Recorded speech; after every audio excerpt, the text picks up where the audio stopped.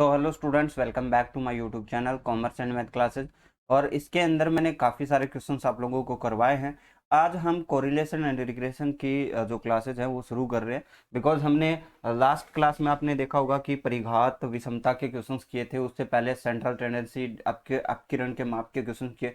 आज हम सहसंबंध और प्रतिबिंबन ये करेंगे। इसमें काफ़ी सारे क्वेश्चंस है, तो इसका जो वीडियो है लगभग 3 पार्ट में आएगा, जिसके अंदर मैं 30 क्वेश्चन आपके साथ डिस्कशन करूंगा। क्योंकि इसमें थोड़ा थोड़ा थोड़ा फॉर्मूला बेस है, थोड़ी टिपिकल क्वेश्चंस है, तो इसमें थोड़ा सा आपको क्या है, ध्यान से पढ़ना है और वीडियो को लाइक भी करना है। बिकॉज देखिए, आपका जो लाइक है वो एफर्ट करने में मदद करता है। ठीक है, चलिए शुरू करते हैं हम आज की क्लास को। लगभग आपके 111 क्वेश्चन है, तो हम लगभग 30 क्वेश्चन की 3 वीडियोज रखेंगे इसके अंदर। चलिए शुरू करते हैं। कार्ल पियर्सन का सहसंबंध गुणांक स्वतंत्र होता है। तो बेसिकली ये मूल बिंदु और जो आपका पैमाना है, ओरिजिन और जो स्केल है, दोनों से होता है।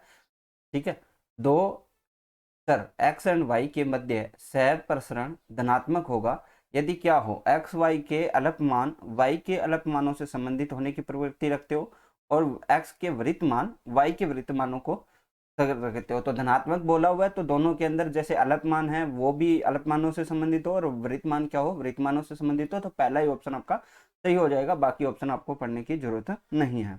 नेक्स्ट क्वेश्चन, यदि x और y, x तथा y के कार्ल पियर्सन सहसंबंध गुणांक आर एक्स वाई का मान 0.63 है, जबकि u बराबर 3x+2 और v बराबर -2 इंटू y+3 है, तो आर यू वी का मान क्या होगा। बहुत ही एडवांस क्वेश्चन है।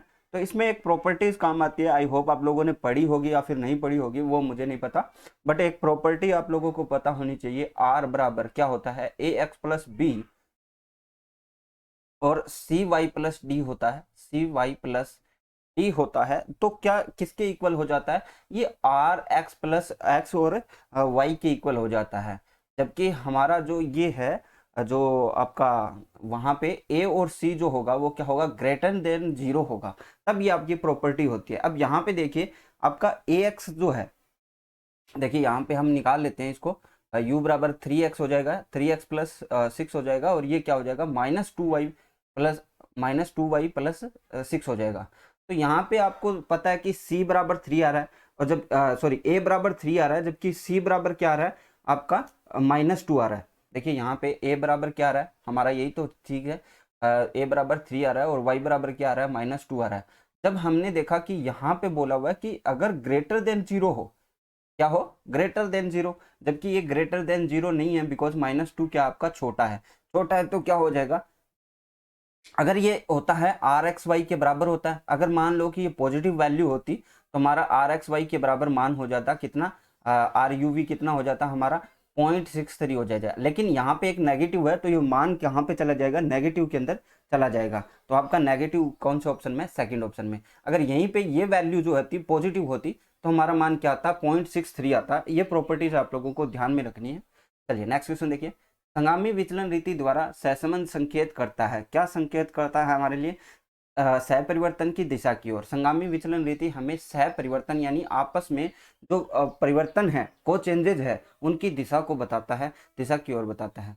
y के परिवर्तनों का अनुपात, y के परिवर्तनों का अनुपात x के परिवर्तनों के कारण होता है, तो निम्न माप के निरूपित किया जाता है। अनुपात का परिमाप विरम, ये तो होगा ही नहीं। बेसिकली हमें क्या दिया हुआ है, देखिए जो स्वतंत्र चर है वो आश्रित चर पर कितना प्रभाव डाल रहा है, वो चीज हमें पूछी हुई है।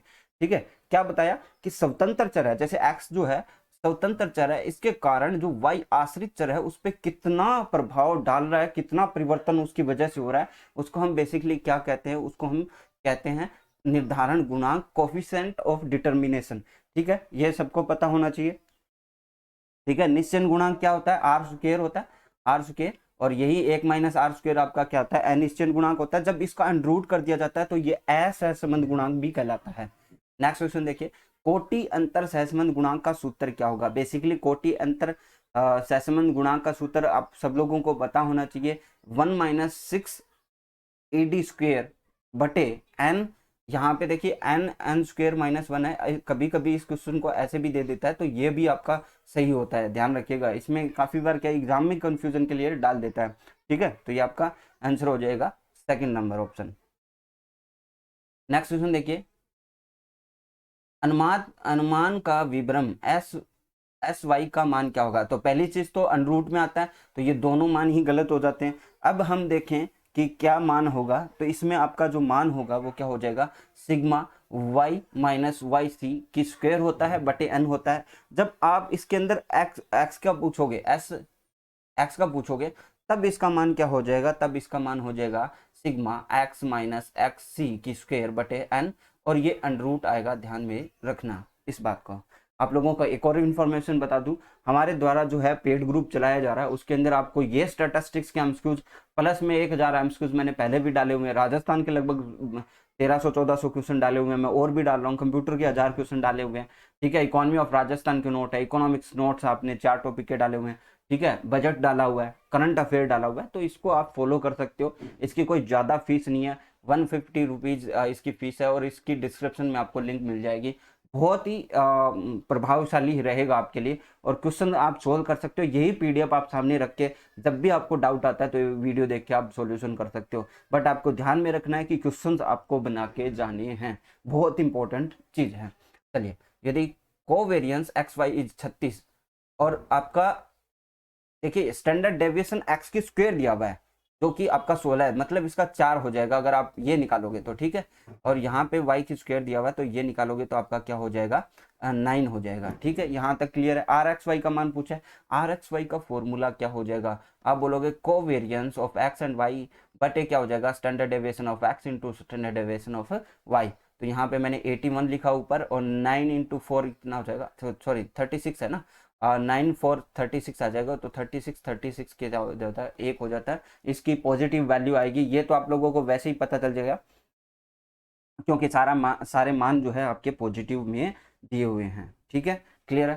दो चरों में पूर्ण सहसंबंध की स्थिति में सत्य क्या होगा, परिवर्तन की एक ही दिशा और एक ही अनुपात। तो आपको पूर्ण सहसंबंध की बात पूछिए, तो आपको देखिए पूर्ण सहसंबंध का मतलब ये नहीं है कि पॉजिटिव होगा, पूर्ण सहसंबंध का मतलब है कि नेगेटिव, यानी एक ही दिशा में जाएगा। अगर वो घट रहा है तो घटेगा, और बढ़ रहा है तो बढ़ेगा, और एक ही अनुपात में प्रॉपर उस चीज को ही फॉलो करेगा। जैसे अगर मान लीजिए कि ये 4 और 6 है, ये क्या है, 4 और 6 है, यानी इनका अनुपात 2-3 है, तो 2-3 के अनुपात में ही आगे बढ़ेगा या फिर पीछे घटेगा, तो वही पूर्ण सहसंबंध हो जाएगा, ठीक है। क्लियर है। सहसंबंध गुणांक की आर की परिमाप विभ्रम क्या होगी, परिमाप विभ्रम की बात करी है स्टैंडर्ड एरर की, तो आपका फॉर्मूला क्या हो जाएगा, 1 माइनस आर की स्क्वायर बटे √n।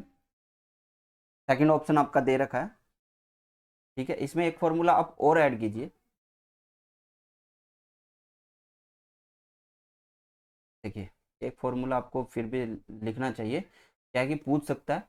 तो ये आपका तो स्टैंडर्ड एरर का होगा, जब आप प्रोबेबल एरर निकालोगे, ठीक है, प्रोबेबल एरर, तो 2/3 इंटू क्या होगा, ये आपका स्टैंडर्ड एरर हो जाएगा, या फिर 1 - r² बटे √n इंटू 2/3, ठीक है। ये फॉर्मूला भी आप साथ में रख लेना। अनिर्धारण गुणांक 1 - r की स्क्वायर का वर्गमूल क्या होगा। अब देखिए यहाँ पे बहुत ही बढ़िया क्वेश्चन पूछा हुआ है। देखिए अनिर्धारण गुणांक आपको पता चल गया, निर्धारण गुणांक आर स्क्वायर होता है, ये भी मैंने बताया कि आपका जो कोफिशिएंट ऑफ डिटर्मिनेशन है वो आपका आर स्क्वायर है। तो आपका कोफिशिएंट ऑफ अनडिटर्मिनेशन नॉन डिटर्मिनेशन निकालते हो तो 1 - करते हो, लेकिन 1 - r² करते हो, बट आपको ये पूछा कि वर्गमूल, यानी 1 - r² का वर्गमूल, तो ये क्वेश्चन इंपॉर्टेंट हो जाता है आपका असहसंबंध गुणांक के लिए, ठीक है। चलिए, आर एक्स वाई क्या है आपका, बड़ा है 0 से, और बी एक्स वाई भी बड़ा है 0 से, तो आपका मान क्या होगा। देखिए 0 से बड़ा है, इसका मतलब पॉजिटिव वैल्यू है, तो आपका बी एक्स वाई भी आपका क्या होगा, बड़ा होगा। ये नहीं कह सकते कि आप 0 होगा जब, तो ये भी 0 आ जाएगा ना, ठीक है। 1 होगा ये भी नहीं कह सकते, बिकॉज हमें ये पता है कि ये 0 है, लेकिन हमें ये नहीं पता कितना है, ये 0 से बड़ा है, तो बेसिकली हम यही करेंगे कि ये 0 से बड़ा होगा बस। एक प्रतिगमन समीकरण x बराबर क्या है, 0.04y, दूसरा प्रतिगमन क्या है, 1.4 है, तो x का काल पियर्सन गुणांक क्या हो जाएगा। तो आपको पता है 0.4 इंटू 1/0.4 का आप स्क्वायर करोगे तो ये कट गया, और एक का रूट क्या होता है, एक ही होता है, तो आपका कहाँ पे है, पॉजिटिव वैल्यू आ जाएगी। ये तो आप लोगों को पहले ही पता चल गया कि दोनों चीज़ें पॉजिटिव दे रखी है, तो वैल्यू तो पॉजिटिव होने वाली है।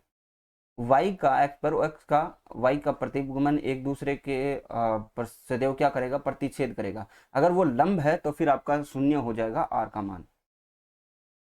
प्रतीप गुणांकों का समांतर माध्य सहसंबंध गुणांक r क्या होगा, क्या बोला हुआ है, प्रतीप गुणांकों का जो समांतर माध्य है वो सहसंबंध गुणांक r से क्या होगा। ठीक है, उनका मतलब हमें प्रतीप गुण बी एक्स वाई प्लस, तो ये तो आपका क्या होगा, उसमें हम वर्गमूल करते हैं, इसमें हम तो ये तो बड़ा होगा। बेसिकली हमें क्या पूछा होगा, प्रतीप गुण गुणांक जो बी वाई एक्स है और बी एक्स वाई है, इनका समांतर माध्य। तो ये तो हम उनमें तो क्या करते हैं, मल्टीपल करके जो है वर्गमूल लेते हैं, लेकिन इसमें हम समांतर माध्य निकालने वर्गमूल नहीं कर रहे हैं, तो बेसिकली बड़ा ही होगा। रेखाएं परस्पर लंब होती है, जब आपकी लंब होगी तो आर का मान क्या हो जाएगा, 0 हो जाएगा। ये मैंने आपको पहले ही बताया था। एक सहज सरल प्रतिगमन का निर्धारण गुणांक क्या बोला हुआ है, निर्धारण गुणांक यानी आर स्क्वायर बोला हुआ है। आर स्क्वायर क्या है, 16% दे रखा है यानी 0.16 है, तो इसका सहसंबंध गुणांक क्या होगा, तो आर स्क्वायर है तो इसका वर्गमूल करो 0.4 आ जाएगा, 40, जो भी आपका ऑप्शन है 1 नंबर ऑप्शन हो जाएगा। कार्ल पियर्सन सहसंबंध गुणांक का प्रतीक गुणांकों का होता है। कार्ल पर गुणांतर माध्य होता है, बिकॉज गुणोत्तर माध्य कैसे, ये माना x into y b x Y into B Y x, तो दो वैल्यू है और दो का वर्गमूल ही निकाल दें तो गुणोत्तर माध्य हो गया। यदि प्रतीक गुणन गुणांक 0.8 है और सहसंबंध गुणांक 0.4 है तो दूसरा प्रतीक गुण गुणांक क्या होगा। तो मैंने कहा कि आपका जो ये जो होगा प्रतीक गुण गुणांक, मान लीजिए कि x और y बी एक्स वाई आप जोड़ लेना, ठीक है, तो ये आपका क्या आ रहा है, 0.4 आ रहा है। तो मैंने कहा ये वर्गमूल हटाने के लिए इसके स्क्वायर करो तो 0.16 होगा, जबकि इसमें एक वैल्यू 0.8 है, तो इसको हम किससे गुणा करें, 0.2 से गुणा करेंगे तभी तो 16 आएगा। तो 0.2 कौन सा है ये, जबकि ये पॉजिटिव है तो हमें पता है कि वैल्यू पॉजिटिव आएगी। दो वैल्यूज आपकी क्या दे रखी है, नेगेटिव दे रखी है, दो ऑप्शन हम सीधे एलिमिनेट कर सकते हो। नेक्स्ट क्वेश्चन देखिए, निम्न में से कौन सा कथन सत्य होगा। तो यहाँ पे देखिए इसको मल्टीप्लाई करके देखिए, 8 6 8 दूनी 16 6 22, तो ये तो होगा ही नहीं, इसका मल्टीपल ही एक से ज़्यादा जा रहा है, तो ये नहीं हो सकता। 8 चौके 32, ये आपका हो सकता है -0.32, ये आपका आंसर हो सकता है, तो आपका फोर्थ हो जाएगा मल्टीपल जो होगा। यदि एक प्रतिगुण गुणांक एक से बड़ा है तो दूसरा गुणांक होना चाहिए, तो दूसरा क्या होगा, एक से बड़ा है तो दूसरा छोटा होना चाहिए, परंतु शून्य नहीं होगा। शून्य होने से तो क्या वैल्यू ही शून्य हो जाएगी, आपका सहसंबंध गुणांक ही शून्य हो जाएगा। ठीक है, 21 में क्या हो जाएगा, आपका सेकंड ऑप्शन सही हो जाएगा। प्रतिगमन गुणांक में x प्लस 3y बराबर 7, 2x प्लस 5 बराबर 12 दे रखा है, तो y का मान क्या होगा। तो इसको हमें एक इक्वेशन आपको इक्वल करनी पड़ेगी। जैसे x प्लस 3y बराबर 7 है, इसको हम 2 से मल्टीप्लाई करेंगे तो क्या आ जाएगी वैल्यू, 2x प्लस 6y बराबर 14 और 2x प्लस 5y बराबर 12। तो इसको नेगेटिव कर दो दोनों वैल्यूज़ को, ये तो कट जाएगी, यहाँ पे बच गया y और यहाँ पे बच गया 2, y बराबर क्या आ गया, 2 आ गया। फोर्थ ऑप्शन आपका सही। x तथा y के लिए वाई एक्स का जो प्रतिगुण गुणांक है क्या है, बी एक्स वाई बराबर 3 है, u बराबर 2x दे रखा है और v बराबर 5y दे रखा है।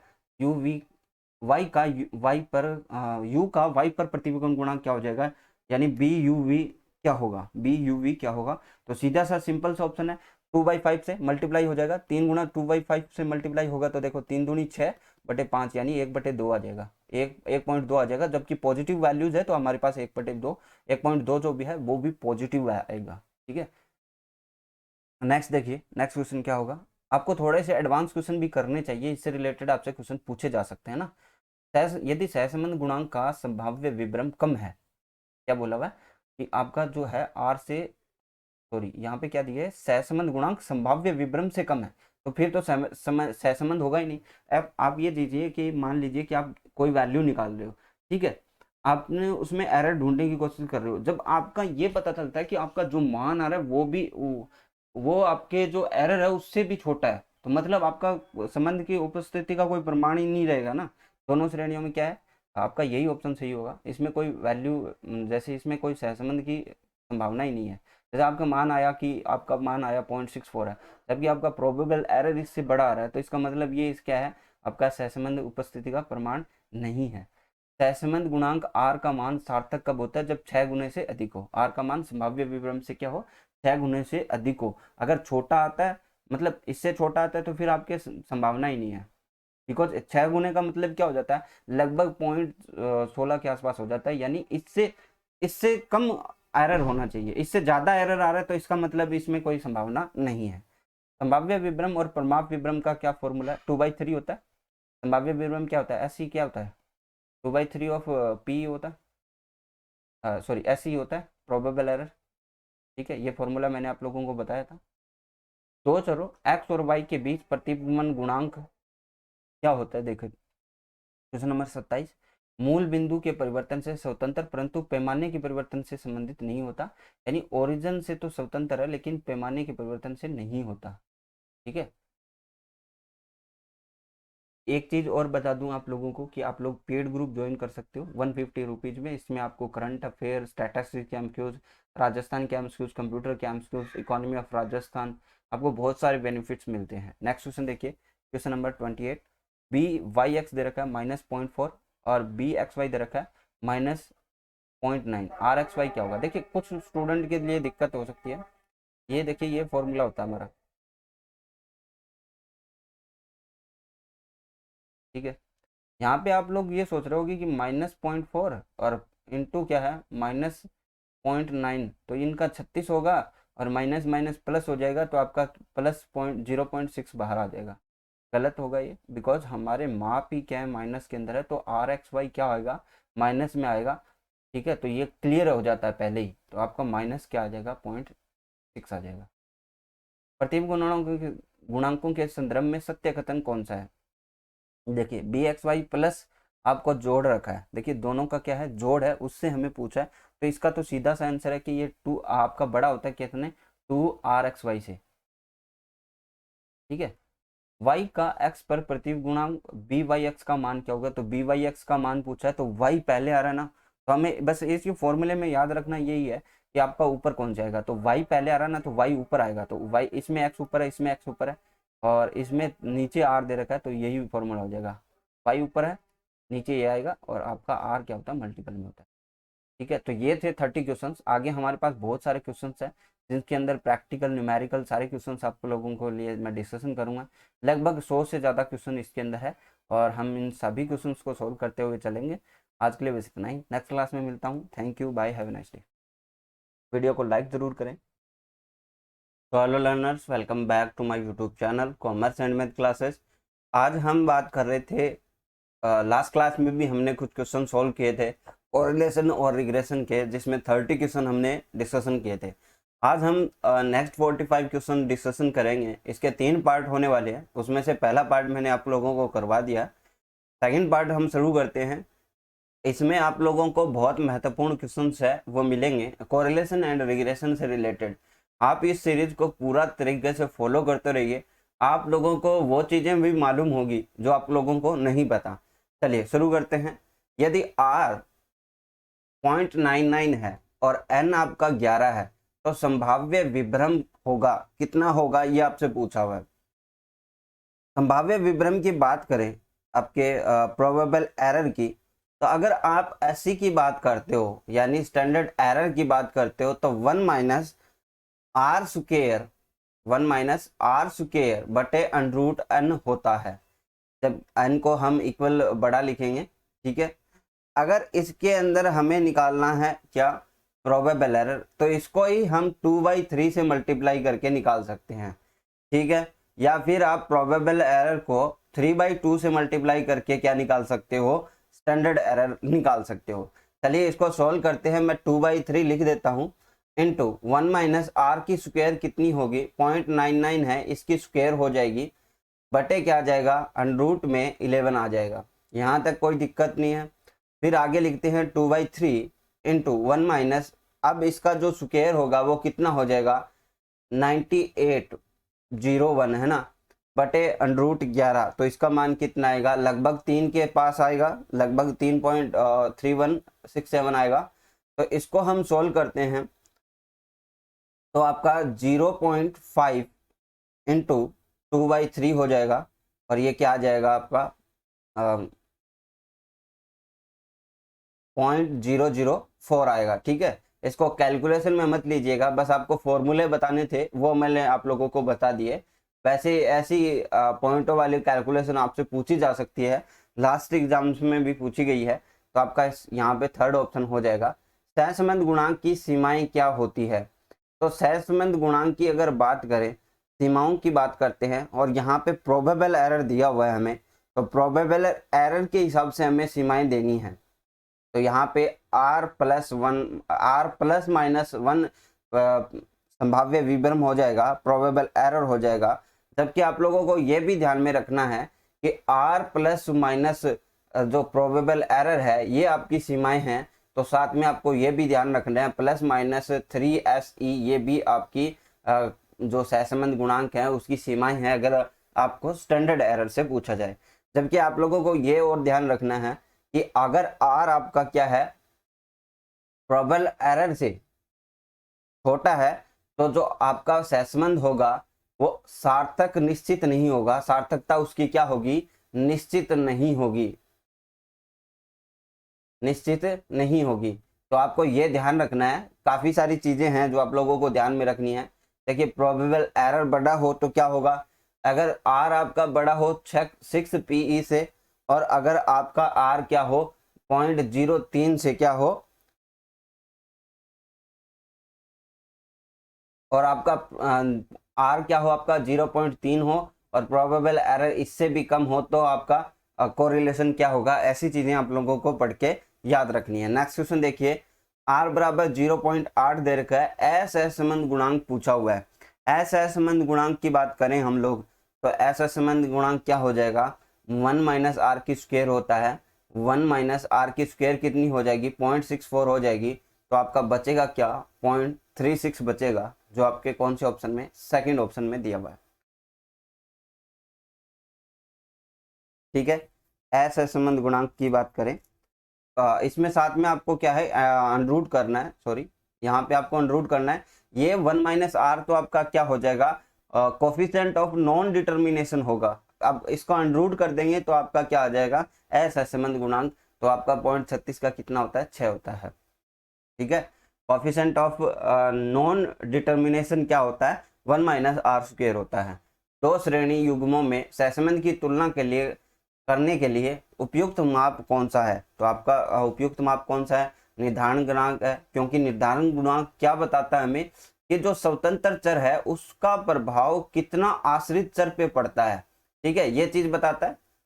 तो तुलना हमें किससे मिलती है, निर्धारण गुणांक से, coefficient of determination.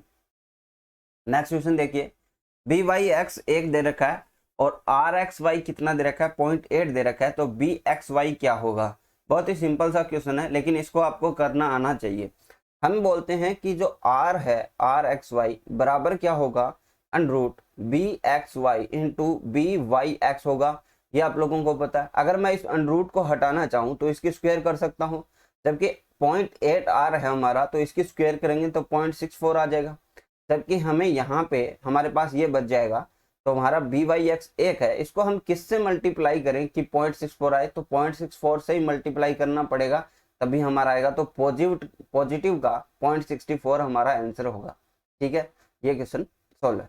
Next question देखिए 36, आर बराबर हमें 0.6 दे रखा है, स्टैंडर्ड वाई हमारा 4 है, स्टैंडर्ड एक्स हमारा 3 है। तो बी एक्स वाई पूछा है, बी एक्स वाई पूछा है, तो सीधा सा सिंपल सी बात है कि आपका आर तो मल्टीपल में रहेगा, लेकिन ऊपर क्या आएगा, एक्स आएगा, क्योंकि हमारा बी एक्स वाई पूछा हुआ है, तो ये वाई नीचे आ जाएगा।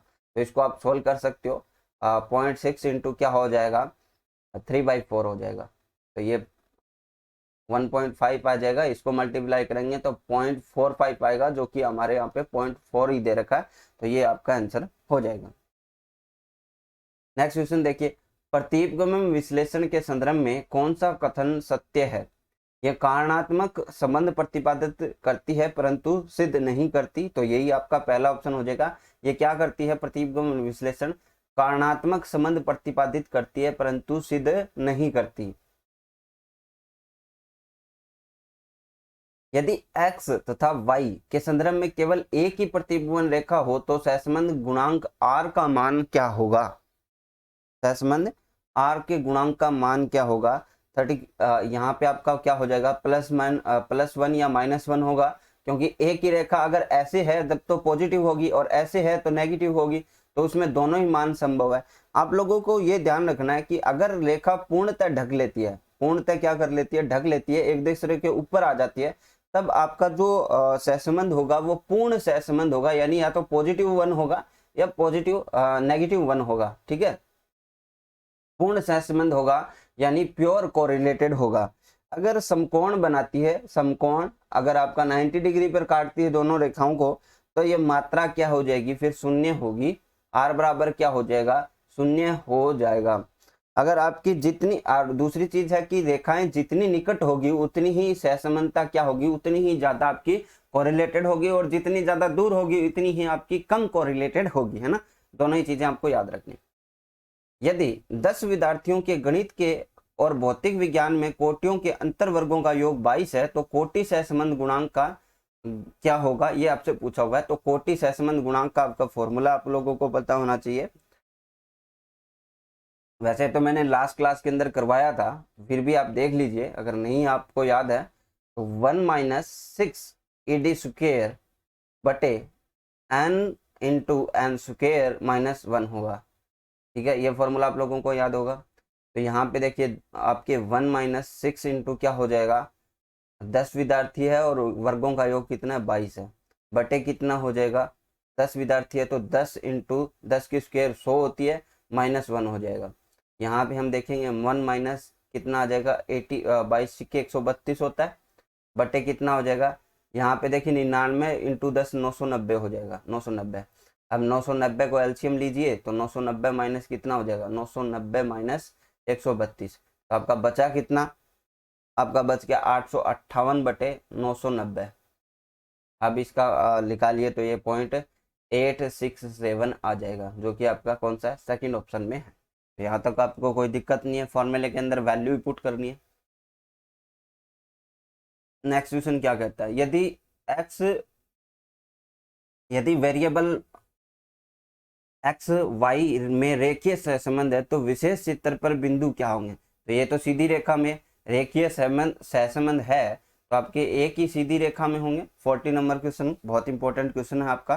नेक्स्ट क्वेश्चन देखिए, नहीं सीधी रेखा में प्रतिनिधित्व करेंगे। यहाँ पे देखिए सीधी रेखा में नहीं, सीधी रेखा का प्रतिनिधित्व करेंगे, बिकॉज डॉट डॉट होते हैं आपके। ऑप्शन को बहुत ही अच्छे तरीके से देखना है, अदरवाइज आपका गलत होने का चांसेस ज्यादा हो जाता है।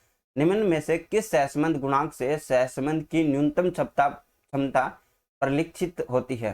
तो देखिए नेगेटिव होना मतलब पॉजिटिव और नेगेटिव के अंदर ये है कि वो आपको दिशा बताता है कि मतलब आपका जो कोरिलेटेड है वो कैसे कम हो रहा है या ज्यादा हो रहा है वो बताता है। कम होने का मतलब कम है, वैल्यूज के अंदर कम है। ठीक है, तो इसमें कम जो है वो आपका 0.028 होगा। अब एक चीज ध्यान रखना कि आपको कम पूछता है, देखिए ये कोरिलेट है, ये कोरिलेट है, इसमें क्या हो रहा है, सिर्फ वैल्यूज कम हो रही है, लेकिन इसका कोरिलेशन क्या है, आपका मीडियम साइज का है ना।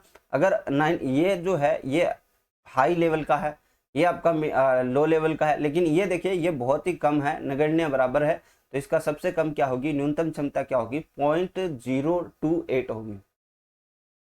सहसंबंध का गुणांक का मूल्य उद्गम पर निर्भर करता है, पैमाने पर निर्भर करता है, और क्या बोला हुआ है, दोनों पर निर्भर करता है, दोनों उद्गम व पैमाने पर निर्भर करता है। तो अगर हम बात करते हैं सहसंबंध गुणांक की, तो ये दोनों उद्गम व पैमाने से स्वतंत्र होता है। फोर्थ ऑप्शन आप लोग सही करोगे। नेक्स्ट क्वेश्चन, यदि आर स्क्वायर 0.64 है तो सहसंबंध गुणांक होगा, आर की स्क्वायर आपकी कितनी है, 0.64 है, तो अगर आप आर निकालोगे तो इसमें क्या हो जाएगा, इसका रूट हो जाएगा, जो कि कितना होगा 0.64 का 0.80 हो जाएगा, क्योंकि 8 का ही 64 होता है। ठीक है, क्या हो जाएगा, 3 ऑप्शन सही हो जाएगा। यदि चर मूल्य एक्स और वाई मध्य अस्वीकृत विचरण 0.8 है तो आर स्क्वायर क्या होगा। तो आपको पता है कि कोफिशिएंट ऑफ अनएक्सप्लेन्ड वेरिएशन क्या हो जाएगा, तो वेरिएशन टोटल 1 होता है, तो एक में से आप लोग माइनस करोगे 0.25, तो वी आपका कितना आएगा, 0.75 आएगा। या फिर आप लोग ऑप्शन से भी कर सकते हो, देखिए आर बराबर क्या होता है, 1 माइनस अनएक्सप्लेन्ड बटे टोटल वेरिएशन होता है, और इसका अंडर रूट होता है, इसकी स्क्वायर करोगे अंडर रूट हट जाएगा, 1 माइनस कितना हो जाएगा 0.25। अगर आपका टोटल वेरिएशन 1 है तो 1 माइनस 1 बटे 0.25 बटे 1 यानी 0.75 ही आपका आंसर आएगा। ठीक है, दो चर मूल्यों के मध्य किस प्रकार का संबंध आर से इंगित होता है? तो प्रत्यक्ष है, प्रत्यक्ष इसमें से किसी प्रकार का नहीं होगा, इनमें से कोई नहीं है, ऐसा कोई प्रकार है नहीं। नेक्स्ट, एक्स तब वाई के मध्य संबंध धनात्मक संबंध सहसंबंध बताता है। एक्स घटता है वाई बढ़ता है, ये तो ऋणात्मक है। एक्स घटता है और वाई भी घटता है, तो ये आपका क्या है, धनात्मक सहसंबंध है। नहीं, यहाँ पे वाई एक्स घटता है वाई भी घटता है, एक्स 10% घटता है वाई 10% बढ़ता है, उपयुक्त में से कोई नहीं। तो आपका इसमें कोई भी नहीं होगा, इसमें कोई भी क्लियर आपकी नहीं बताया हुआ। ठीक है, लेकिन आपका इसमें इस ऑप्शन को हम कर सकते हैं, क्योंकि देखिए घटने का मतलब दोनों तरफ घट रहा है, इसका मतलब ये नहीं है कि नेगेटिव है। ये इसका मतलब आपका जब भी विपरीत होगा, विरोधाभास होगा इसके अंदर, उसको ही हम क्या कहते हैं, नेगेटिव कोरिलेटेड कहते हैं। पॉजिटिव तो हम किसको कह सकते हैं, पॉजिटिव ये है कि जितना गिर रहा है तो उतना गिरे, और जितना बढ़ रहा है उसके साथ ही उतना बढ़े, तो उसको हम धनात्मक सहसंबंध कहते हैं। ये क्लियर कर लेना आपके माइंड में। तो इसमें देखिए, इसमें सिर्फ हमें मात्रा नहीं दी हुई कि किस हिसाब से बढ़ रहा है या किस हिसाब से घट रहा है, लेकिन हम इसमें सेकंड ऑप्शन भी सही कर सकते हैं ना, ध्यान रखना इस चीज का। कोटि अंतर सहसंबंध गुणांक,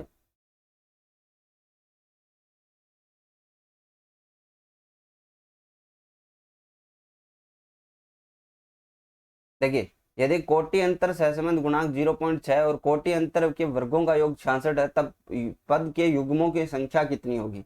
तो पहली चीज तो हमें क्या दे रखा है, 0.06, तो आपका क्या आ गया, आंसर आ गया। आंसर क्या आ गया, जो हमारा फॉर्मूला होता है उसका आर हमें पहले ही दे दिया, जबकि हमें हमारा जो फॉर्मूला होता है 1 - 6, यहाँ पे वर्गों का योग कितना दे रखा है, 66 दे रखा है, जबकि हमें n की संख्या नहीं दी हुई। तो n 3 - n कर सकता हूं मैं, बिकॉज आपका जो n स्क्वायर होता है, n into n square minus n होता है, उसको हम मल्टीप्लाई करेंगे तो n क्यूब हो जाएगा, और ये 1 होता है यहाँ पे, ये n हो जाता है। ठीक है, इसको सोल्व करके हमने लिखा है, 0.6 लिख दिया मैंने। अब यहाँ पे क्या आ जाएगा, 1 माइनस, यहाँ पे हम मल्टीप्लाई करें तो कितना आ जाएगा, 66 छिके, कितना आ जाएगा भाई, 66 छिके। देखिए 6 × 66 ही लिख देते हैं यहाँ पे, और n की क्यूब माइनस n, ये एक जो है ये पॉजिटिव वैल्यू इधर जाएगी तो ये माइनस हो जाएगा। 1 - 0.6 करेंगे तो हमारे पास इधर साइड में क्या बच जाएगा, 0.4 बराबर 6 × 66 बटे n3 - n। अगर हम इसको इधर भेज दें और इधर इसको यहाँ पे ले आए तो हमारे पास क्या बचेगा, हमारे पास बचेगा 6 × 66 इंटू 0.4 नीचे आ गया, इंटू क्या हम 10 कर दें, इसका पॉइंट हट जाएगा, और ये हमारे किसके बराबर होगा, n3 - n के बराबर होगा। जब इसको हम काटते हैं तो क्या हो जाएगा, 2 से काटते हैं 2, और ये 3, इसको 2 से काटा तो ये 5, तो ये कितना आ गया, 66 5 330 और 990।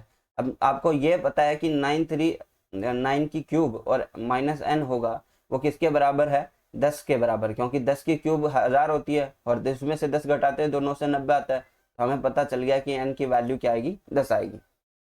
-x था -y के मध्य सहसंबंध गुणांक कैसा होगा? तो आपको पहले ही बताया कि जो माइनस होता है, दोनों तरफ माइनस, अगर आपका x उतना ही घट रहा है जितना y घट रहा है तो भी आपका धनात्मक है, और जितना बढ़ रहा है उतना बढ़ रहा है तो भी आपका धनात्मक है। लेकिन अगर आपका प्लस है, एक तरफ माइनस हो रहा है, तब आपका ऋणात्मक है। p की वैल्यू क्या है, 0.08, और r की सीमा कितनी, r कितना आपका 0.69। तो आपको पता है कि इसकी सीमाएं क्या हो जाएगी, तो r ±1 होती है अगर हम p की बात करें, 1p। ठीक है, यानी आपका p घटाना होता है, और अगर हम SC की बात करें तो 3SC होता है। ठीक है, ये सीमाएं आप लोगों को याद रखनी है, तो इसमें आपका सेकंड ऑप्शन सही हो जाएगा, घटा के देख लेना।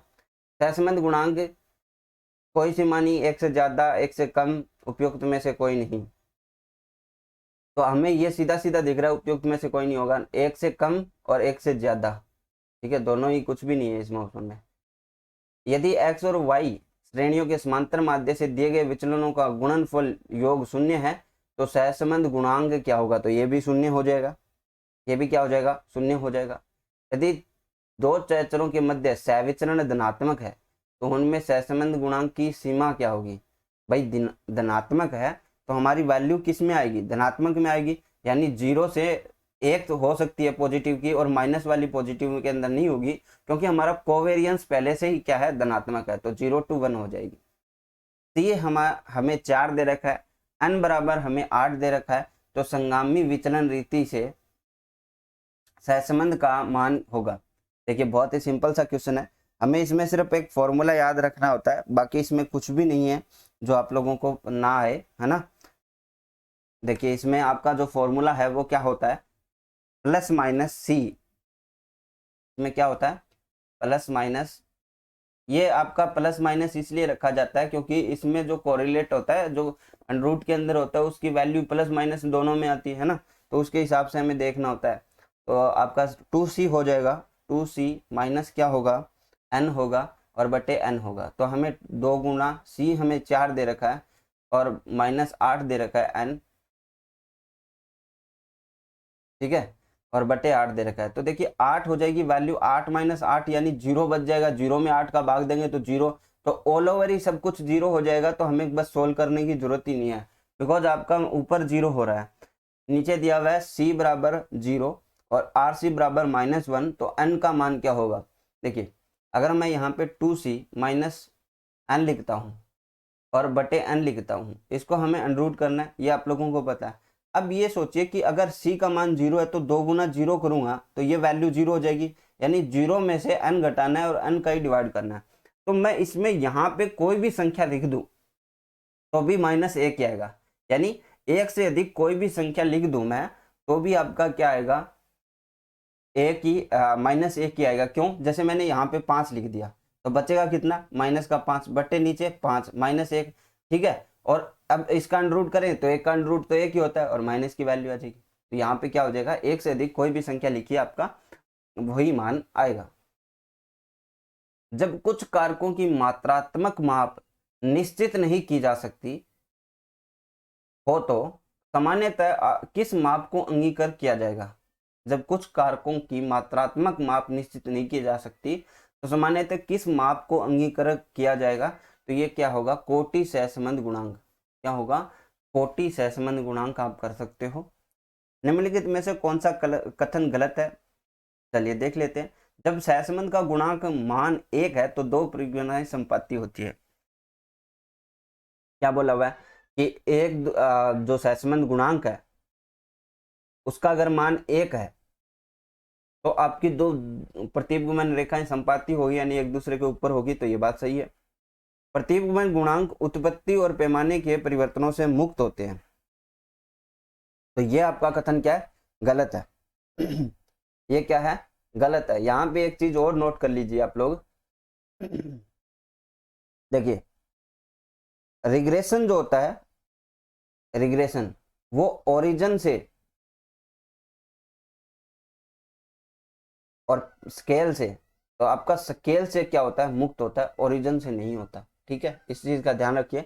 और यहाँ पे दोनों दे रखा है, उत्पत्ति और पैमाना। बेसिकली मूल बिंदु, ओरिजिन और स्केल होता क्या, ये आप लोगों को पता है क्या। ओरिजिन का मतलब है कि उसके अंदर प्लस माइनस करने से कितना परिवर्तन आता है, और जो स्केल है उसका मतलब है गुणा भाग करने से आपके अंदर कितना परिवर्तन आता है, ठीक है, दोनों चीजों को ध्यान में रखेंगे। नेक्स्ट क्वेश्चन देखिए, यदि x और y के बीच अव्याख्यित विचरण 36% हो तो चरों के बीच गुणांक सहसंबंध क्या होगा। बहुत ही सिंपल सा क्वेश्चन है। देखिए आपका जो अव्याख्यित अनएक्सप्लेन्ड जो विचरण है, ठीक है, तो उसमें 36 है, तो आपका देखिए यहाँ पे आर स्क्वायर बराबर क्या होगा, 1 माइनस 0.36 हो जाएगा, तो आर स्क्वायर बराबर कितना हो जाएगा, 1.64। अगर हम आर निकालेंगे तो 0.8 हो जाएगा। तो यहाँ पे तो कोई दिक्कत भी नहीं है, बस आपका ये भी फॉर्मूला आपको याद करना है। यदि गुणांक निर्धारण के गुणांक का मान 0.64 है तो सहसंबंध गुणांक का मान क्या होगा, तो ये भी आर स्क्वायर है 0.64, तो आपका क्या हो जाएगा, नहीं नहीं 0.08 नहीं आएगा, 0.80 आएगा, ठीक है। इस चीज में भी आपको ध्यान में रखना है, काफी बार कंफ्यूजन में डाल देता है। कार्ल पीयरसन के 2 चालों के बीच सहसंबंध गुणांक है उनके मानक विचलन का गुणनफल, उनके प्रतीप गुणांकों के गुणनफल का वर्गमूल। कार्ल पियर्सन की पूछे हुए बात तो सीधी सीधी बात है, प्रतीप गमन गुणांकों के गुणनफल का वर्गमूल होता है। ये आपके प्रतीप गमन गुणांक इंटू बी बाई एक्स, और इसका हम क्या करते हैं, वर्गमूल करते हैं। तो आपका सेकंड ऑप्शन आपका वेरी गुड है ना। नेक्स्ट क्वेश्चन देखिए, प्रसार का सापेक्ष माप निम्नलिखित में से क्या है। प्रसार का सापेक्ष माप पूछा है, तो यहाँ पे क्या हो जाएगा, विचरण का गुणांक, यानी आपका कोफिशिएंट ऑफ वेरिएशन। सहसंबंध गुणांक प्लस माइनस है, ये क्या दर्शाता है, ये आपकी उच्च मात्रा दिखाता है, सहसंबंध की उच्च मात्रा। उम्र बढ़ने पर भार बढ़ना कैसा सहसंबंध होगा। उम्र बढ़ने के साथ साथ आपका वेट क्या है, इंक्रीज हो रहा है, तो दोनों में धनात्मक सहसंबंध है। सहसंबंध गणना रीति नहीं है, कार्ल पियर्सन का तो है सहसंबंध गुणांक, फिशर का सहसंबंध गुणांक नहीं है, पियरमैन का सहसंबंध गुणांक श्रेणी अंतर विधि है, संगामी विचलन रीति भी है। आपका एक और होता है लिस्ट स्क्वायर मेथड, बस आपकी 4 ही विधियां हैं इसके अंदर। कार्ल पियर्सन का सहसंबंध गुणांक किससे दिखाया जाता है, ये आर से डिनोट किया जाता है, जबकि संगामी विचलन रीति में ये आर सी से डिनोट किया जाता है। सहसंबंध गुणांक होता है सदैव -1 और +1 के बीच में होता है इनके अंदर।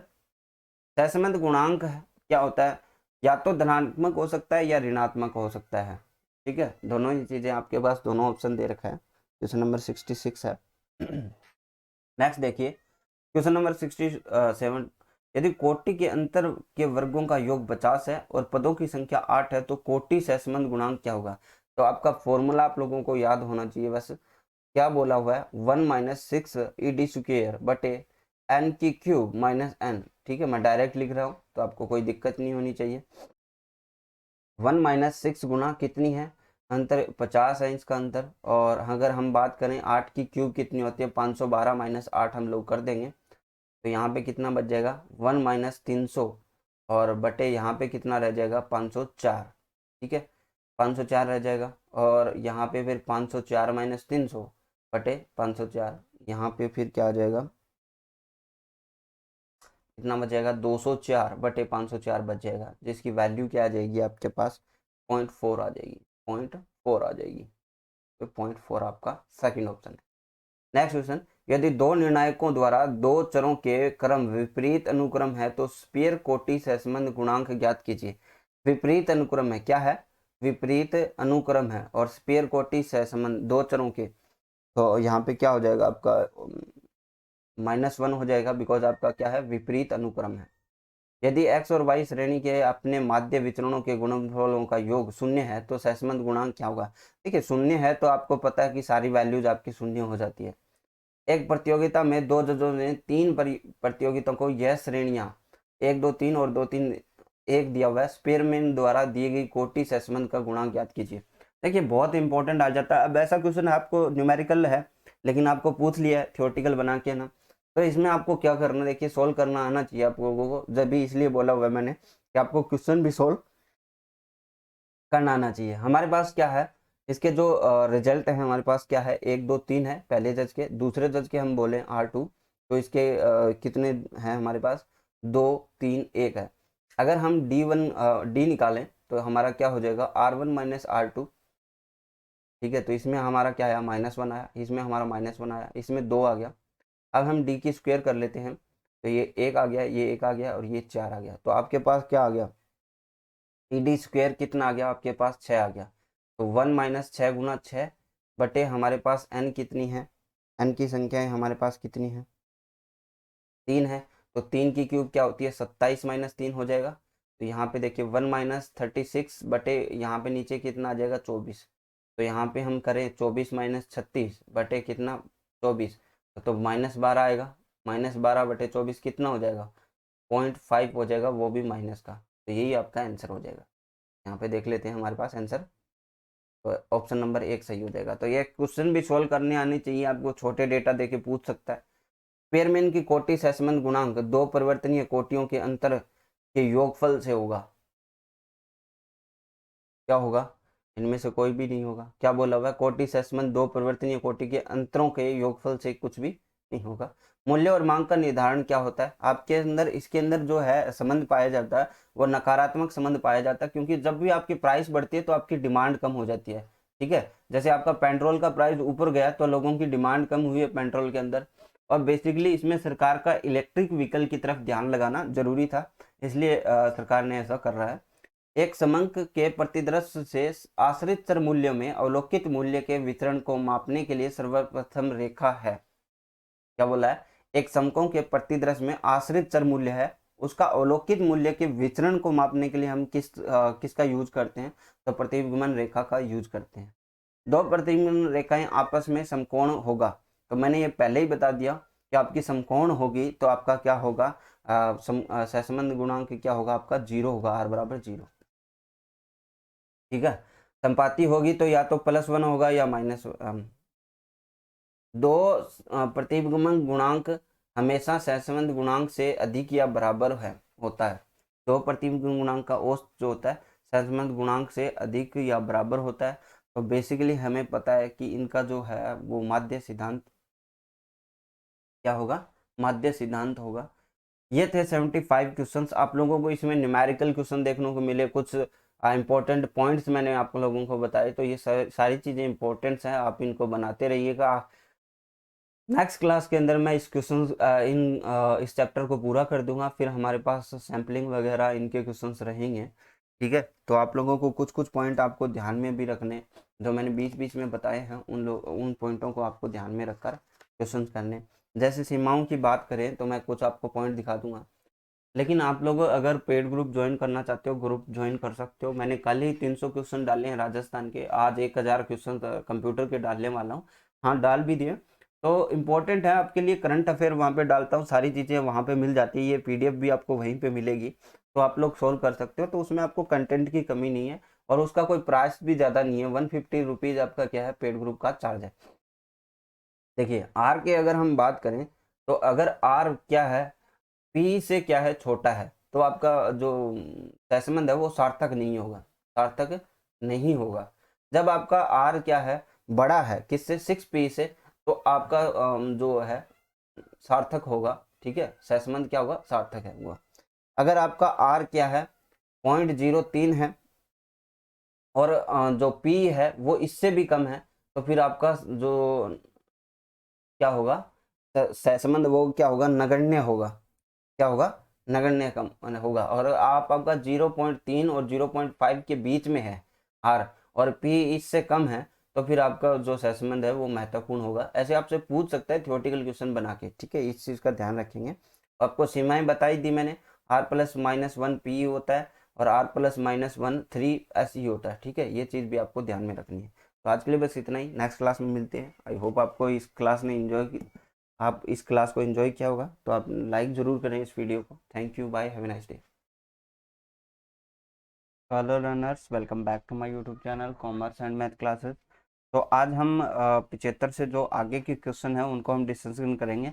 लगभग 100 से ज़्यादा क्वेश्चन हम कोरिलेशन एंड रिग्रेशन पर हम डिस्कशन करने वाले हैं। 2 पार्ट मैंने पहले ही करा दिए हैं, जिन स्टूडेंट्स ने नहीं देखा वो जरूर जाके देखें। 75 क्वेश्चन इंपॉर्टेंट है। चलिए शुरू करते हैं क्वेश्चन को। दो प्रतिगमन गुणांक का औसत हमेशा, ये हमने कर लिया था। 76 से देखते हैं। प्रतिगमन निम्न में से किससे स्वतंत्र है? तो आपकी बात करें प्रतिगमन की, तो ये ओरिजिन से है, ओरिजिन से स्वतंत्र है, स्केल से आपका स्वतंत्र नहीं है।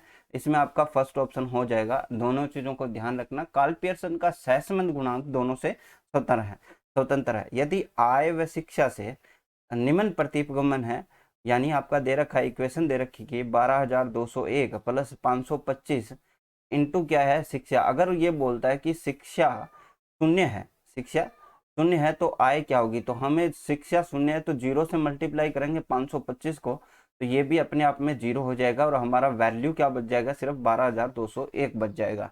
ठीक है, यहाँ तक कोई दिक्कत नहीं है। नेक्स्ट क्वेश्चन देखिए, यदि y बराबर 0.34 है प्लस 1.2x है, तो इसका जो ढाल है वो क्या होगा? तो हमें पता है a + bx, यहाँ पे b क्या है? ढाल है, तो b हमारा क्या हो जाएगा? 1.2 है तो 1.2 ही हो जाएगा। यदि किसी प्रतिबिंब गुणांक का मान शून्य है तो दोनों चर क्या होंगे? अगर शून्य है तो वो दोनों चर क्या होंगे? एक दूसरे से क्या हो सकते हैं? स्वतंत्र हो सकते हैं। ये आपका सेकंड ऑप्शन हो जाएगा। नेक्स्ट क्वेश्चन, यहाँ पे दिए x और y चरों के प्रतिगमन समीकरण निम्नलिखित है। x बराबर 0.85 y दिया हुआ है, एंड दूसरा क्या दिया हुआ है, y बराबर 0.89 x दिया हुआ है। तो हमारा ये पता है कि हमें बी एक्स वाई कितना हो जाएगा, पॉइंट बी एक्स वाई हो जाएगा 0.85 एंड बी वाई एक्स क्या हो जाएगा हमारा 0.89। इसका ही हमें क्या निकालना है, सहसंबंध गुणांक।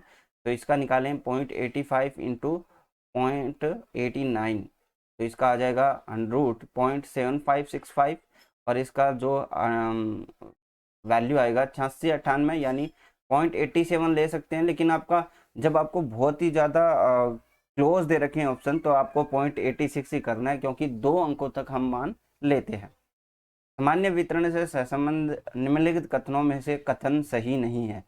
तो देखिए, माध्य विचलन 2/3 स्टैंडर्ड डेविएशन देकर, तो ये वैल्यू मुझे पता है कि आपका क्या होता है, 6SD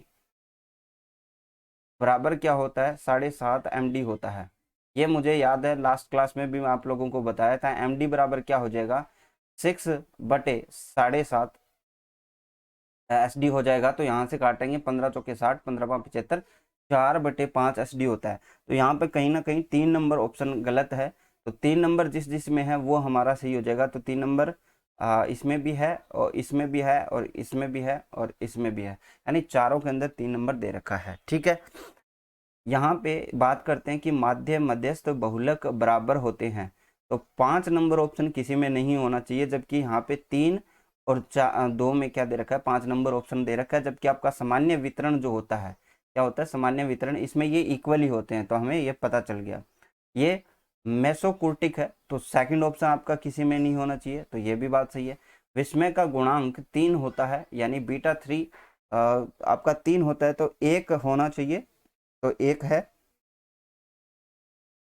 अगर हम बात करें मान्य मानक सामान्य विभेद, z का माध्य जो है वो क्या होता है, 1 होता है, और SD की वैल्यू क्या होती है, 0 होती है। तो ये आपका गलत है। तो यहाँ पे ये आपका सही है, तो इसमें ये ऑप्शन में नहीं होना चाहिए। तो इस ऑप्शन में ये पहले से अवेलेबल है, तो ये ऑप्शन भी गलत हो जाएगा। और यहाँ पे आपका क्या हो जाएगा, जिसमें 1 3 और क्या है 4 है। ठीक है, जबकि 4 इसमें सही है, क्षेत्र कवर करता है। तो ये ऑप्शन में गलती है थोड़ी सी। आपका जो mu plus plus 2 standard deviation होता है, वो 95.45% क्षेत्र को ही कवर करता है बेसिकली। नेक्स्ट क्वेश्चन देखिए, अभिकथन x पर y का प्रतिश्रमण यानी रिग्रेशन गुणांक, जो कोफिशिएंट ऑफ रिग्रेशन है, 1 से ज़्यादा है, और x और y का गुणांक 1 से कम होना चाहिए। ये बात बोली हुई है। पहला तो ये हमारा सही है। दूसरा बोलता है कि दो जो प्रतिसरण गुणांक है, कोफिशिएंट ऑफ रिग्रेशन है, उनके बीच में ज्योमेट्रिक मीन जो होता है वो सहसंबंध का गुणांक होता है। तो ये भी सही है, क्योंकि हम क्या करते हैं, हमारा बी वाई एक्स अगर 1 से ज़्यादा है, तो बी एक्स वाई क्या होगा, 1 से कम होगा। ये पहला कथन था। दूसरा कथन था कि हमारा B x Y into B Y X का ज्योमेट्रिक मीन ही हमारा आर होता है। तो ये बात भी सही है दोनों। आप लोगों को मैं बता दूं कि हम लोग पेड ग्रुप रन कर रहे हैं, जिसके अंदर आपको current affair, economics notes, economics आपके economy of Rajasthan, budget notes, ये सारी चीज़ें, कंप्यूटर के एमसीक्यू, राजस्थान के एमसीक्यू, स्टैटिस्टिक्स के एमसीक्यू, ये सारी चीज़ें आपको मिलेगी ओनली 150 रुपीज़ में। तो आप इसको जरूर ज्वाइन करें, डिस्क्रिप्शन में आपको लिंक मिल जाएगी। एक चीज़ और मैं आप लोगों को बता दूं, देखिए जिस जो जो स्टूडेंट तैयारी कर रहा है ना, उसके लिए अगर मान लीजिए कि उसने कोर्स लिया है, अब वो क्या मतलब और इन्वेस्ट नहीं कर सकता। तो एक चीज़ मैं बता दूं कि अगर आपने सही से प्रिपरेशन नहीं की, पूरा सोर्सेज से, अच्छे सोर्सेज से माध्यम से नहीं की, तो आपने जो पहले किया वो भी आपका जीरो हो जाएगा। बिकॉज हम पढ़ने सिलेक्शन के लिए, अब हमें एनी हाउ, मतलब अगर मान लीजिए कि आपने 2,000 रुपये खर्च किए हुए हैं, अगर आपको 150 रुपये और खर्च करने पड़ रहे हैं, तो भी आपको करना पड़ेगा।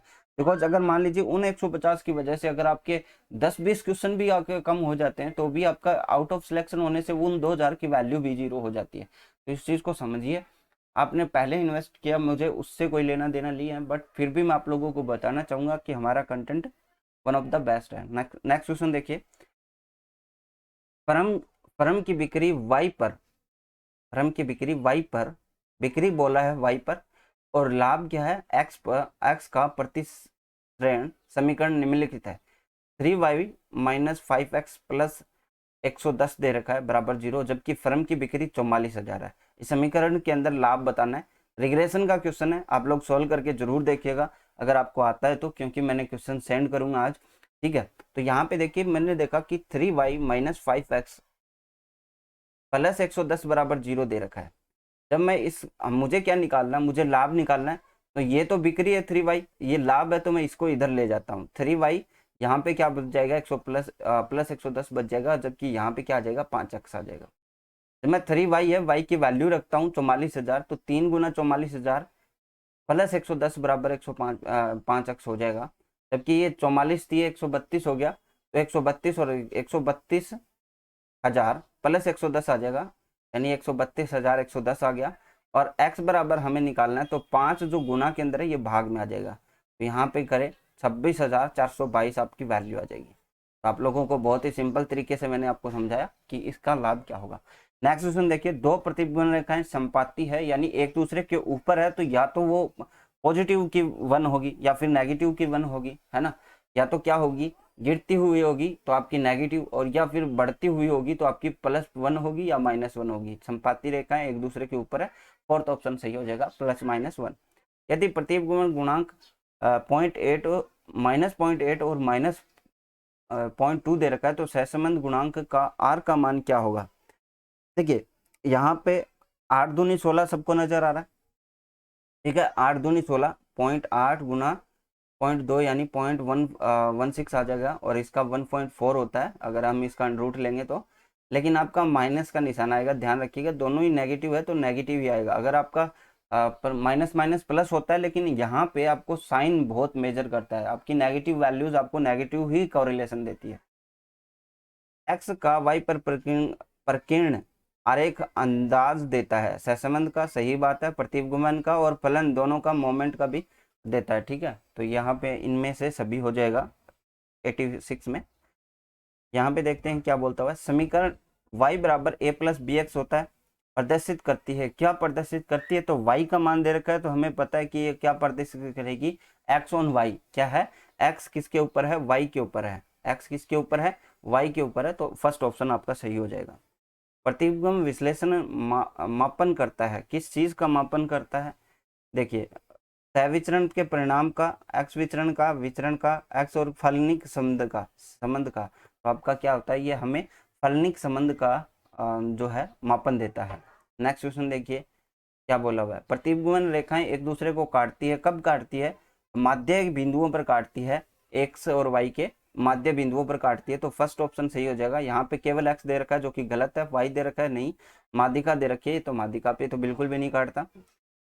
यदि सहसंबंध गुणांक का मान्य शून्य है, यानी मान शून्य है, तो दोनों प्रतिबिंब क्या होगी, ये एक दूसरे को लंब पे काटेगी, ढक लेती है, संपाती होती है, तो +-1 की वैल्यू देती है, +-1। फिर 45 डिग्री पे नहीं काटती, समांतर नहीं होती, समांतर होगी तब तो सहसंबंध ही नहीं होगा, दूसरे पर लंब से काटती है, यानी इनका वैल्यू क्या होता है, 0। निम्नलिखित में से कौन सा गलत कथन है, समसरायण के गुणांकों के चिन्ह हमेशा समान होते हैं, तो ये बात सही है। सहसंबंध गुणांक दो समसरायणों के गुणांकों का ज्योमेट्रिक मीन होता है, तो सहसंबंध गुणांक आपको पता है, हम ज्योमेट्रिक मीन निकालते हैं BY(x) और BXY का, तो ये भी सही है। दो चरों के बीच सह प्रसरण यानी कोवेरियंस को उनके माप विचलन यानी कोवेरियंस बटे क्या दे रखा है हमें, standard deviation of x into standard deviation of, basically इस फॉर्मूले की बात कराइए, कोवेरियंस बटे स्टैंडर्ड डेविएशन x और स्टैंडर्ड डेविएशन y, जो कि आपका सही है। सहसंबंध गुणांक मूल स्वतंत्र होता है किंतु पैमाने से नहीं, ये दोनों से ही स्वतंत्र होता है, तो यहाँ पे ये गलत हो जाएगा। यदि समसरायण समीकरण एक अच्छी तरह से फिट है, तो सहसंबंध r का मान क्या होगा, लगभग 1 के पास होगा आपका, अगर आप अच्छी तरह से फिट है तो 92। नेक्स्ट क्वेश्चन देखिए 93 दे रखा है, आपको क्या दे रखा है कि x बराबर 0.85 दे रखा है, 85 y दे रखा है, जबकि y का मान 0.89 x दे रखा है, और स्टैंडर्ड डेविएशन x क्या दे रखा है, 3 दे रखा है, स्टैंडर्ड डेविएशन ऑफ y पूछा है। तो देखिए बहुत ही सिंपल है, हमें पहले r की वैल्यू निकालनी पड़ेगी। r की वैल्यू क्या हो जाएगी, 0.85 इंटू 0.89 हो जाएगी, जो कि इसका वैल्यू क्या आएगी, 0.87 आ जाएगी। अब हम इस फॉर्मूले को अप्लाई करते हैं कि BY(x) क्या दे रखा है हमें, BY(x) r बटे standard deviation of y standard deviation of x, ये फॉर्मूला होता है बेसिकली। तो बी वाई एक्स हमारा कितना दे रखा है, 0.89 दे रखा है, जबकि हमें आर कितना निकाला हमने, 0.87 निकाला, और यहाँ पे हमें इसका पता नहीं है, और ये हमारा 3 है। सिंपल सी बात है, 0.89 ये मल्टीपल में तो ये डिवाइड में चला जाएगा 0.87, और 3 जो है डिवाइड में, ये आपका मल्टीप्लाई में चला जाएगा, और स्टैंडर्ड डेविएशन वाई का। तो हमें पता है कि 89 है ऊपर और नीचे 87 है, तो इसका मतलब एक से ज़्यादा आएगा, लगभग 1.02 के पास आएगा, और इसको हम मल्टीप्लाई करते हैं तो 3.07 आता है, जबकि इसमें ऑप्शन भी लगभग यही बैठ रहा है, बाकी ऑप्शन भी नहीं बैठ रहे हैं ना, तो आपका क्या हो जाएगा, 3.07 हो जाएगा। यदि समसाधारण समीकरण 8x माइनस 10y प्लस 66 दे रखा है तथा 40x बटे 18 प्लस माइनस 18y बराबर 214 दे रखा है, तो एक्स वाई के बीच का सहसंबंध गुणांक कितना होगा। बहुत ही बढ़िया क्वेश्चन है। न्यूमेरिकल क्वेश्चंस के अंदर इन क्वेश्चंस को आपको सोल्व करना आना चाहिए, एग्जाम में कुछ भी पूछा जा सकता है आपसे। तो देखिए कैसे करेंगे इनको। हमें एक्स ऑन वाई क्या दे रखा है, मैं एक समीकरण बना के बताता हूँ आपको, दूसरी समीकरण आप स्वयं बनाएंगे।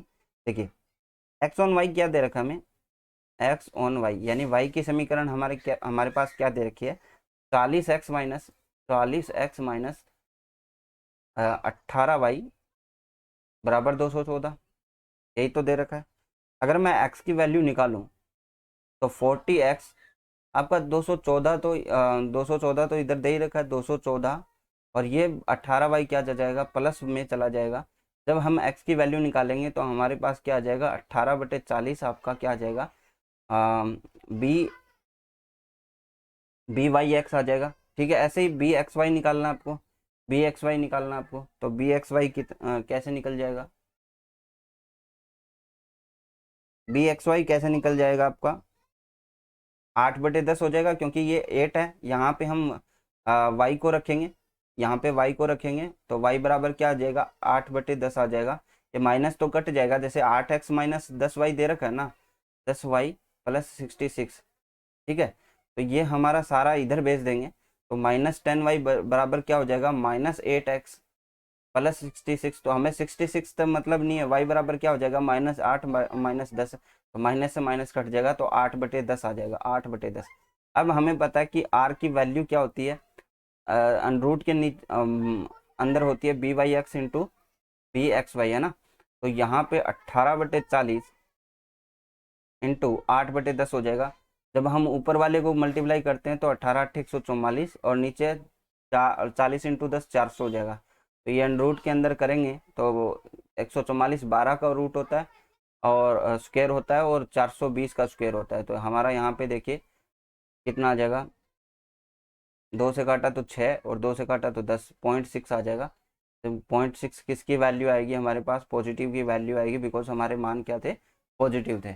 ठीक है, 0.6 आ गया आपका। नेक्स्ट क्वेश्चन देखिए क्या बोलता है, यदि दो चर x और y का माध्य क्रमशः 3 और 1 है तो प्रतिबिंब रेखाओं का समीकरण क्या होगा। तो दोनों का मान रख के देख लीजिए, यहाँ पे अगर मैं x का मान 3 रखता हूँ तो 5 3 15 हो जाएगा ये, और यहाँ पे 1 का रखता हूँ तो 7 एकम 7 हो जाएगा, 15 + 7 - 22, यानी आपका 22 - 22 बराबर 0 आंसर दे रखा है। तो ये समीकरण तो ठीक है। अगली और चेक कर लो, 6x × 3 18 और 2 एकम 2 यानी 20, तो हमारा 20 - 20 हो रहा है तो 0, यही हमारी समीकरण क्या दे रही है, आपका संतुष्ट कर रही है। तो इन वैल्यूज को, तो ये हमारी प्रतिगमन रेखाएं का हो जाएगी, बिकॉज हमने पहले भी कहा था कि प्रतिगमन रेखाएं जो होती है वो किस पे काटती है, आपको माध्य पे काटती है। यदि दो चरों का सहसंबंध गुणांक 0 है तो प्रतिगमन रेखाएं कैसी होगी। तो बेसिकली इसमें भी आप लोगों को ज़्यादा बताने की जरूरत भी नहीं है, ये भी आप लोगों को पता है, ये क्वेश्चन आप लोगों ने बार बार किया, लेकिन लंबवत होगी। r बराबर 0.8 है तो असहसंबंध गुणांक क्या होगा। असहसंबंध गुणांक क्या होता है, देखिए 1 - r की स्क्वायर का अंडरूट होता है। ठीक है, तो हमने देखा कि 1 - इसकी स्क्वायर कितनी हो जाएगी, 0.64 हो जाएगी। अब बचा कितना, एक में से 64 घटा दीजिए तो आपका 36 बच गया, 0.36, और इसकी वैल्यू क्या आ जाएगी, 0.6 आ जाएगी, तो आपका 3 हो जाएगा। यदि निर्धारण गुणांक क्या है, 16% है, 16% का मतलब क्या है, बटे 100 यानी 0.6 है, तो इसकी वैल्यू क्या हो जाएगी, इसको 0.6 कब आता है, 0.16 कब आता है, सॉरी 6 बोल रहा था मैं, 0.16 कब आता है, जब हम 40 का स्क्वायर करेंगे या फिर 4 का स्क्वायर करेंगे तभी 16 आता है। संगामी विचलन रीति द्वारा सहसंबंध संकेत करता है, क्या करता है, सहपरिवर्तन की दिशा की ओर करता है। पहले भी किया हुआ क्वेश्चन। दो श्रेणी युग्मों में सहसंबंध की तुलना करने के लिए उपयुक्त माप क्या है, ये निर्धारण गुणांक होगा, क्योंकि हमें बताता है कि स्वतंत्र चर आश्रित चर पर कितना प्रभाव डाल रहा है। ठीक है, यही बताता है। y परिवर्तनों का वह अनुपात जो x के परिवर्तनों के कारण होता है, तो ये भी आपका क्या निर्धारण गुणांक है, आपका कोफिशिएंट ऑफ डिटर्मिनेशन है। कार्ल पियर्सन सहसंबंध गुणांक प्रतीक गुणांकों का क्या होता है, ज्योमेट्रिक मीन होता है, गुणोत्तर माध्य होता है। सेकंड ऑप्शन सही हो जाएगा। नेक्स्ट क्वेश्चन, x और y प्रतीक के बीच प्रतीकगमन गुणांक क्या होते हैं, मूल बिंदु से क्या होते हैं। अब और ये क्वेश्चन हमने बार बार डिस्कशन किया है कि मूल बिंदु से तो क्या होंगे, स्वतंत्र होंगे, ओरिजिन से हमारे स्वतंत्र होते हैं और पैमाने के परिवर्तन से नहीं होते। एक ऑप्शन सही हो जाएगा। नेक्स्ट क्वेश्चन देखिए, यदि x तथा y और y के लिए x का y पर प्रतिगमन गुणांक क्या है, bxy 3 है और u बराबर 2x है, v बराबर 5y है, तो u का y पर क्या पूछा है, uy पूछा है। uy पूछा है तो देखो सिंपल सा है, 2/5 करो 6 आ जाएगा, 6/5 करो 1/2। ठीक है, तो सिंपल सा है 1.2 आ जाएगा। 6 का 5 में 6 में 5 का भाग देंगे तो 1.2 आ जाएगा। सिंपल है, मैंने पहले भी करवाया आप लोगों को, इसकी प्रॉपर्टीज बता के करवाया था मैंने। सहसंबंध गुणांक r का मान सार्थक कब होगा, r का मान समव्य विभ्रम से 6 गुने से अधिक है, तो ये सार्थक होगा। ऑप्शन हमारा तो यही सही हो जाएगा पहला ही, लेकिन हम आगे बता देता हूं मैं आपको। ये जो ऑप्शन दे रखे हैं, r का मान समव्य विभ्रम से कम है, तो ये आपका क्या हो जाएगा, असार्थक हो जाएगा। ठीक है, सार्थक नहीं होगा। 0.3 से कम है और संभाव्य विभ्रम तुलनात्मक दृष्टि से बहुत कम है, तो ये नगण्य हो जाएगा, मतलब न के बराबर। ठीक है, और ये आपका होगा ही नहीं। यदि चरों x तथा y के संदर्भ में केवल एक ही प्रतिगमन रेखा हो, यानी एक दूसरे के ऊपर आ रही है, तो सहसंबंध का मान क्या हो जाएगा, गुणांक क्या हो जाएगा r का मान, ये प्लस या +1 या -1 हो जाएगा। प्रतीक गुणांकों का समांतर माध्य सहसंबंध गुणांक r क्या होता है, r से क्या होगा, बेसिकली बड़ा ही होगा। क्या होगा, बड़ा होगा। एक जैसे अगर मान लीजिए कि आपका R2 और 3 आ रहा है, ठीक है, तो इसका हम अगर वैसे निकालें तो हमारा क्या हो जाएगा, 0.6 की वैल्यू कितनी आएगी, लगभग आपका 0.6 किसका होता है, 2 का तो 4 होता है, तो 2 पॉइंट समथिंग आएगा। जबकि इसका अगर हम क्या निकालें, माध्य निकालें, तो कितना हो जाएगा, 6/3, लगभग 0.3 के आसपास आएगा। तो ये बड़ा तो होता ही है, तो 2.5 के बराबर होगा। नेक्स्ट देखिए, चरों चरों x तथा y में धनात्मक संबंध होगा, कब होगा, जब x के मान में जैसे जैसे वृद्धि होती है y के मान में भी वैसे वैसे वृद्धि हो, तब होगा। परिवर्तन नहीं होने से तो आपका सहसंबंध ही नहीं होगा। नेक्स्ट क्वेश्चन देखिए, यदि प्रतिगमन गुणांक 1 से बड़ा है और दूसरा प्रतिगमन गुणांक होना चाहिए, तो 1 से क्या होगा, छोटा होगा, लेकिन शून्य से अधिक होगा। बिकॉज आपका जैसे छोटा होगा तो मान निकल जाएगा, लेकिन शून्य होगा तो वो शून्य ही कर देगा और फिर आपका सारी चीजें शून्य हो जाएगी। कार्ल पियर्सन सहसंबंध गुणांक स्वतंत्र होता है, तो ये दोनों से ही होता है, मूल बिंदु, ओरिजिन और स्केल दोनों से। यदि दो प्रतिगमन गुणांक समीकरण x + 3y = 7 है और 2x + 5 = 12 है, तो 5 का मान होगा, y का मान पूछा है यहाँ पे, y का मान 5 का मान क्या निकलेंगे। देखिए y का मान पूछा है, तो दो समीकरण को इक्वल कर दो। इक्वल करेंगे तो इसको 2 से मल्टीप्लाई कर देते हैं, x बराबर हो जाएगा, 2 से मल्टीप्लाई किया तो 2x + 6y और बराबर क्या आ गया, 14 आ गया। और नीचे इसके जो समीकरण है दूसरी वो लिख देते हैं, 5y = 14 12, तो साइन चेंज हो जाएंगे, माइनस माइनस माइनस, तो ये 2x कट जाएगा और यहाँ पे 6y - 5y कितना बच गया, y बच गया 14 12, 14 - 12 कितना आ गया, 2 आ गया। तो आपकी वैल्यू क्या हो जाएगी, 2 हो जाएगी। फोर्थ ऑप्शन से। तो ये सारे क्वेश्चन थे जो आप लोगों को इम्पोर्टेंट है। यहाँ पे आपको लगभग 111 क्वेश्चन करवाए हैं, तो ये सारे क्वेश्चन कर लेना। जो क्वेश्चन नहीं समझ में आए, जिसकी थ्योरी नहीं समझ में आए, तो वो मुझसे पूछ सकते हो। नीचे आपको डिस्क्रिप्शन में नोट्स और पीडीएफ के लिंक्स मिल जाएंगे। अगर आपने कुछ भी नहीं पढ़ा है हिंदी के अंदर, तो एक बार नोट्स को जरूर पढ़ ले। 60-70 पेज के नोट्स हैं, एक बार पढ़ के उसका रिवीजन कर लें, तो आपको थ्योरेटिकल के अंदर दिक्कत नहीं आएगी। चाहे आपका पैमाने से क्वेश्चन पूछे, चाहे किसी से भी क्वेश्चन पूछे, आपको दिक्कत नहीं आएगी। तो आज के लिए बस इतना ही। Thank you, bye, have a nice day.